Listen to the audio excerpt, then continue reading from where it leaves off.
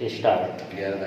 Supreme court ने छल बल से मतांतरण को संविधान विरुद्ध बताते हुए केंद्र सरकार से इस विषय पर हलफनामा मांगकर यही रेखांकित किया कि वह इस विषय को लेकर गंभीर है। अब ऐसी ही गंभीरता केंद्र सरकार को दिखानी चाहिए। यह ठीक नहीं कि कुछ समय पहले इस मामले की सुनवाई के दौरान वह समय पर हलफनामा पेश नहीं कर सकी थी। अब उसके लिए केवल हलफनामा पेश करना ही पर्याप्त नहीं, इसके साथ ही यह भी आवश्यक है कि वह ऐसे कदम उठाए जिससे लोभ लालच और छल कपट से मतांतरण पर प्रभावी ढंग से रोक लग सके।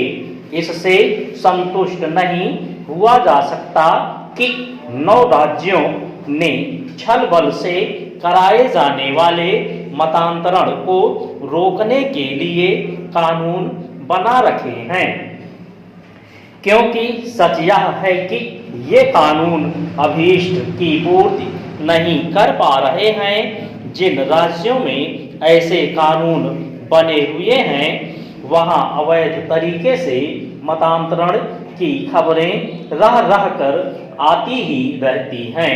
केंद्र सरकार इससे अनभिज्ञ नहीं हो सकती कि कुछ संगठन और समूह एक षड्यंत्र के तहत बड़े पैमाने पर मतांतरण करा रहे हैं।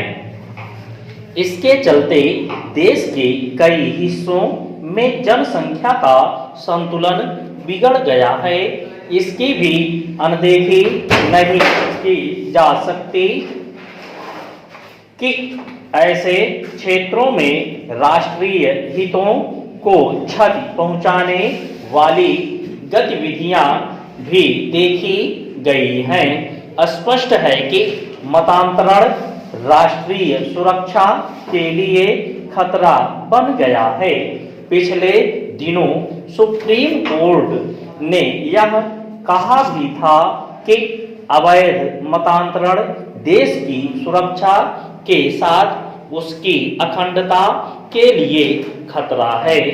तब सुप्रीम कोर्ट से सहमति जताते हुए केंद्र सरकार ने यह बात कही थी कि पंथ प्रचार की स्वतंत्रता जबरन मतांतरण की छूट नहीं देती, लेकिन तथ्य यही है कि यह छूट ले ली गई है।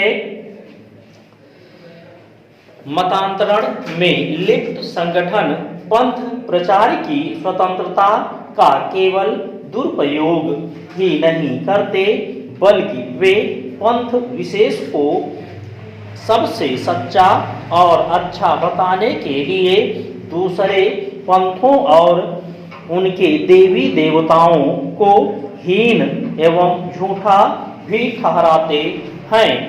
यह सब पंथ प्रचार की स्वतंत्रता की आड़ में हो रहा है।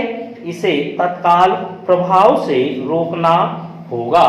इसके लिए आवश्यक तो पंथ प्रचार की स्वतंत्रता संबंधी नियम कानूनों में आवश्यक संशोधन भी किए जाने चाहिए। इस क्रम में उन कारणों की तह तक जाने की भी आवश्यकता है जिनके चलते स्वतंत्रता के बाद ईसाई मिशनरियों को पंथ प्रचार की आजादी दी गई। समझना कठिन है कि यह आजादी देने की क्या आवश्यकता थी। उचित यह होगा कि केंद्र सरकार अवैध मतांतरण पर रोक लगाने के लिए अपने स्तर पर कोई कानून बनाए, जिससे इस राष्ट्रघाती समस्या से राष्ट्रीय स्तर पर निपटा जा सके।